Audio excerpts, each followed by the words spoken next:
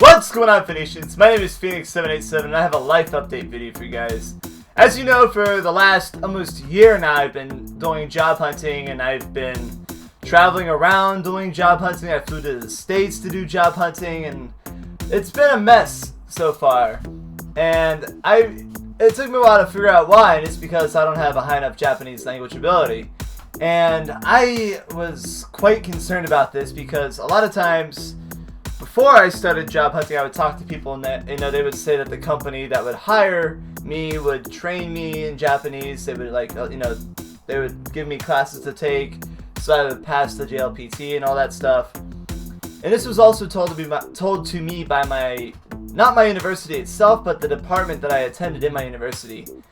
And I found out very recently that that shouldn't have been told to me. Let me go back to the beginning. As you guys know, I transferred to Sophia University in March of 2013, and almost immediately I was told I didn't need to take Japanese language classes because I got the credits for language classes at Arizona State, where I used to attend, and I got enough credits from those classes to be able to be exempt from taking classes. However, I was like, I need to improve my Japanese, so I took 2 semesters of Japanese language classes. They were intermediate levels, and it was intermediate 2 and intermediate 3. And I did well in intermediate 2. I had no problem with it. I learned a lot. It was very enjoyable. I had a good professor. In intermediate 3, I had a great professor too, but it was really, really tough. Like, it was super intensive.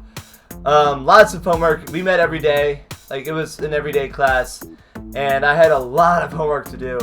And as I mentioned in previous videos, I started to struggle with my other classes, and those classes were classes that were my major. My major is not Japanese studies, it's sociology and economics, right? So I had to focus on those classes, and once I actually, I didn't decide to focus, I kind of had to focus on those classes because I failed the midterm in one of the classes, and once I decided to work really, really hard and pass that class, my Japanese language class grade started to slide a little bit.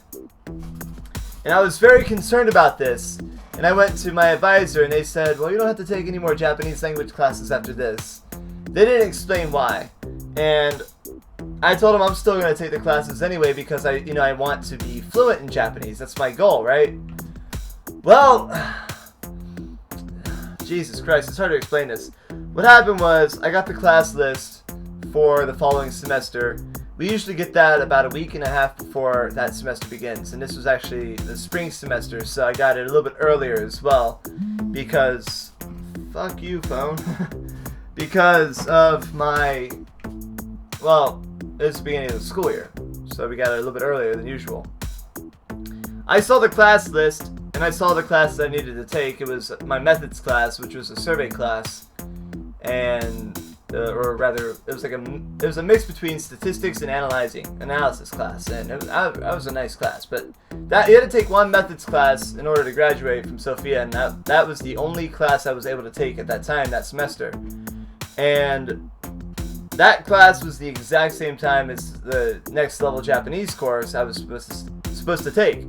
I talked to my advisor for a very long time about this, and she was like, well, you don't need to take Japanese language anymore. And trust me on this, she said. This is what she was telling me. She said, trust me on this. By the time you're graduated, companies are going to require more English skills. They're going to be using English in the office more. I've seen this trend. It's going to happen. And I trusted her on that. So for the last 3 semesters, I didn't take any Japanese language classes at all. And even I still graduated a semester behind too, and it's my language improvement only improved. It's very gradual improvement instead of like if you take an intensive class you'll learn a lot faster, right? Well, come last year, with the job hunting, at first the reason why I wasn't accepted to companies, and these were consulting companies, or they call themselves consulting companies, but they were essentially headhunting companies. Those companies know I'm the guy that does analysis, and I'm not the type of person that would do sales. So their rationale as to not hiring me is because I am the guy that does analysis, because I am working on getting actual academic papers published. They thought that if I, doing headhunting, doing recruitment, if I was to lose a client, or a client of mine was to lose an interview in that headhunting thing, that I would spend a lot of time just dwelling on why they lost instead of just finding other candidates, headhunting again, right? And I'm also very skeptical of headhunting itself. Like, I have a few friends that got into really shitty jobs because of headhunting, and maybe they kind of picked that up throughout the interview process. I never mentioned that directly. I never said that I was an analysis type of guy. I never mentioned that I had skepticism about headhunters themselves. I never mentioned that at all, but interviewers can tell. You can definitely tell. If you're an interviewer, you can definitely tell if someone is actually going to enjoy that position, is going to be very beneficial to their position, by the way you answer the questions. And even though I'm good at bullshitting essays, I'm not good at bullshitting interviews, because I'm actually talking to the person, right? So, after I kind of gave up on trying to join headhunting companies, I did interviews with so many countless other companies here in Japan, and the vast majority of them have said to me that the reason they're not going to hire me is because my Japanese level isn't high enough. And I was originally kind of shocked because, like I said, my advisors told me that I didn't need to, know it that much. And a lot of YouTubers have said this too. Many of the Japanese-based YouTubers, especially the ones that teach English, say that to survive in Japan, you don't need any Japanese, or you just need very rudimental Japanese. That is the farthest from the truth. You need to know Japanese in order to be successful in this country. You really do. Alright, and I don't want to hear it otherwise. Alright, I don't want an argument in the comment section otherwise. You need to know Japanese.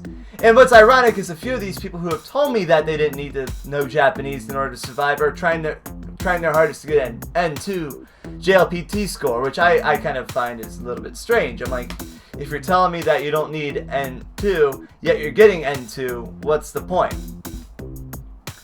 Maybe the point that they're trying to tell me is that I should have just given up and just did English teaching like everybody else.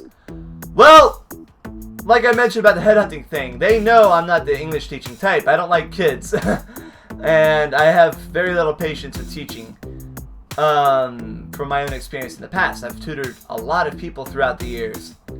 And when I eventually decided to go and apply to a lot of these eikaiwa, the fact that I graduated from a Japanese university was the reason why they said no. And I originally thought that was a little bit bullshitty, but I kind of understood why, because maybe they thought I was completely, educated in Japanese, that I would be more apt to be speaking Japanese, which is what I'm trying to do in a company. I want to speak as much Japanese as I can in a company, right? Well, no. Most of the eikaiwa I've applied to have said no. One of them said I failed their personality test, which means they probably know I don't like kids. So that was like a big downer for me. And then, of course, the multitude of interviews I've had in the last 4.5 months that I've been, God damn it, phone, that I've been rejected for countless reasons. So when I went to my school and I talked to them about this, they said that my advisor should not have told me that advice. They said that it was not something that my advisor should have said to me, and the university they gave me like an official apology, moshewake gozaimasen apology, right? And I guess my career advisor, which is different from my school advisor, knew that I don't accept that shit if someone says, oh, moshewake gozaimasen. For me, I'm like, okay, you apologize, now what? You see? That's how I am. That's the type of person I am. And they knew that I'm that type of person. So what they did was, for the last 2 weeks, they've been trying to scramble together some information for language schools that I can attend. And a lot of times, a lot of these really intensive level schools require a recommendation letter or a prior test. Well, Sophia University went ahead and did a lot of good stuff for me. And they gave me a list of schools that I can just easily walk into and say, hey, I want to study here. Here's my name. I went to Sophia University. And that is very admirable from that department. I am really, really happy about this.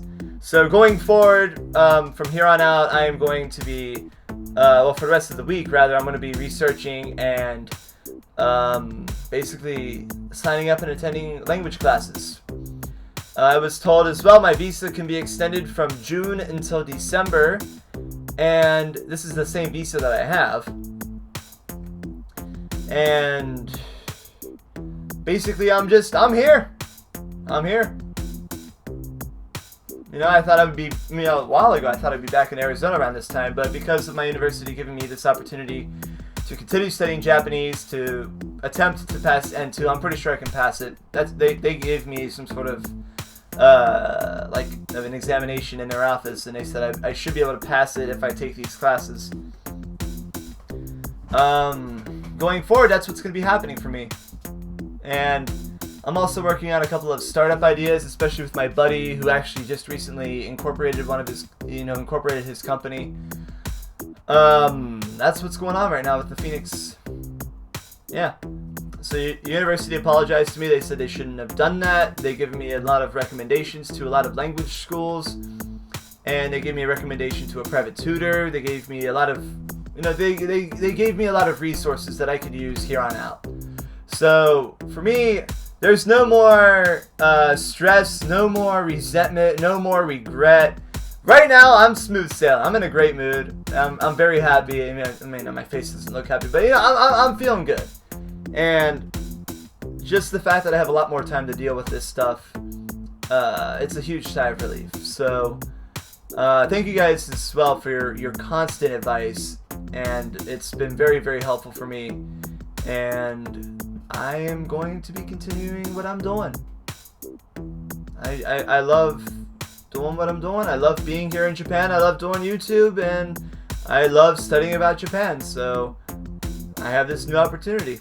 And that's what I'm doing from here on out. So I hope you guys continue to follow me here in Japan. And of course, leaving a like on the videos. And subscribing, because I upload daily, if you didn't know that. But thank you guys so much for your awesome support, and I will see you all in the next video. Take it easy, Phoenicians. When once was a lad of 22, I fell upon my way.